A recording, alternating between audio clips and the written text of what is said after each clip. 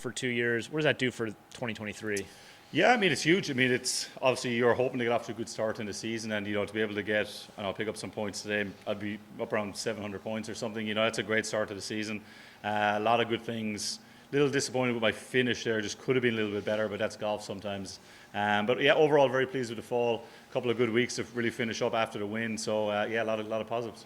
What has gone well? What just in your game for the good play? For the most part, it's been a bit of everything. This week was a little struggle, long game, but my rest of it was kind of able to manage it as well as I could. But yeah, just everything's been pretty decent, and I've been able to just get more and more comfortable in these positions, and this just becomes a little easier to maybe make a putt like I wouldn't have made a couple of years ago. Do you look at what you're capable of any differently, or have you always felt like this is in you?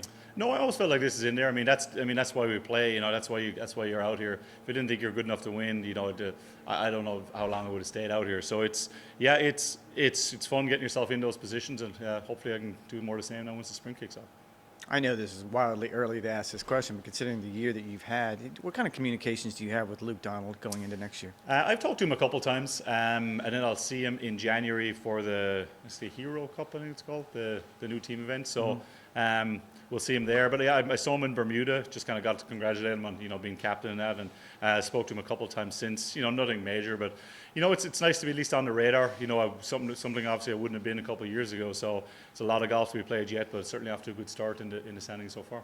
And seeing how you're someone who has played on both sides, DP World Tour and here, I don't know if you heard the conversation earlier in the week about the world ranking points as far as what they got this week versus what you're getting here this week. Do you have an opinion one way or the other? Do you feel like this is a stronger field or that's a stronger field? Look, I mean, I don't know enough about it, and that's why they hired the outside people to kind of, study the whole thing.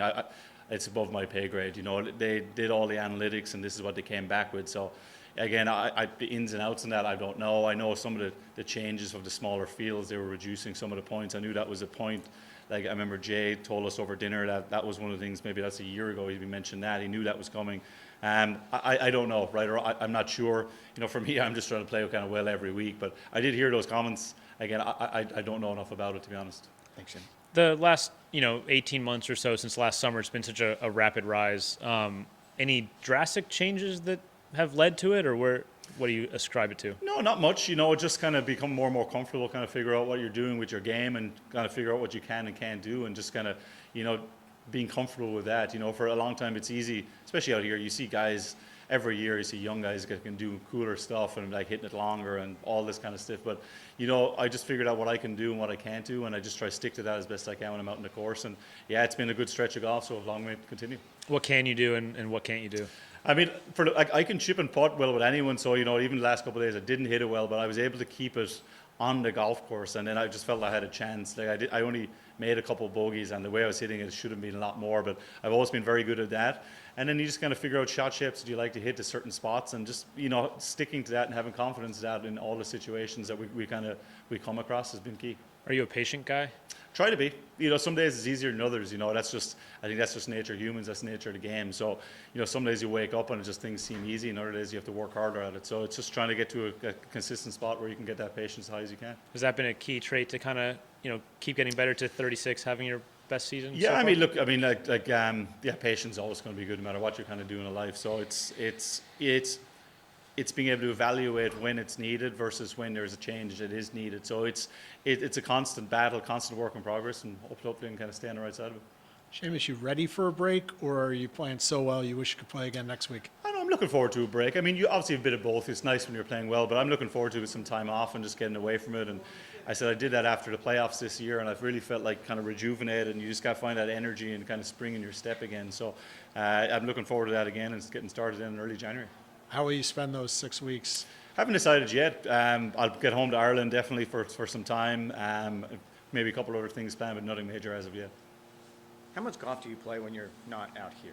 Not that much anymore. I used to play much more. I probably won't touch a club for a couple of weeks. Maybe play. And my cousin and I will play in Las Vegas next week, and maybe when I'm home in Ireland, a game at the K Club or something like that. But that'll be about it. Won't play a ton.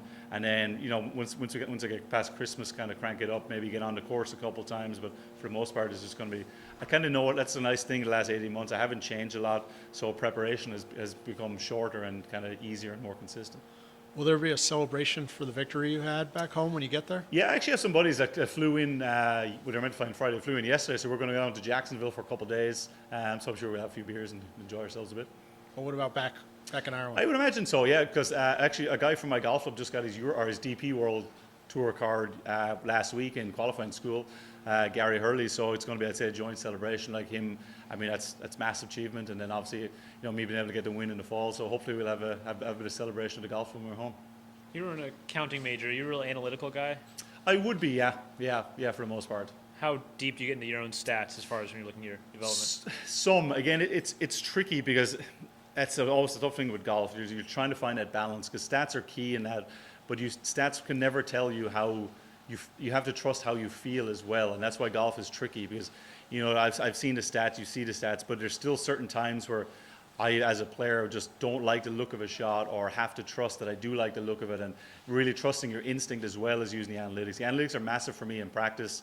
I use them a lot. You'll always staying up with your stats, but trying to balance that with, knowing how you feel in certain situations and knowing what you like to see and stuff is tricky. But it's always a work in progress. So it's kind of, we'll see. We'll have a look at it in the off season. Is there anything you've learned from Padraig Harrington? Yeah, I mean, honestly, that Padraig's been great. Like he's, I first kind of got to spend time at the Olympics in Rio in '16, and yeah, I mean, I'm never brilliant to ask questions, but I'm always kind of observing, and it was very interesting playing practice rounds with him and just seeing him over the last few years, and he even with the ball speed stuff and all that, like.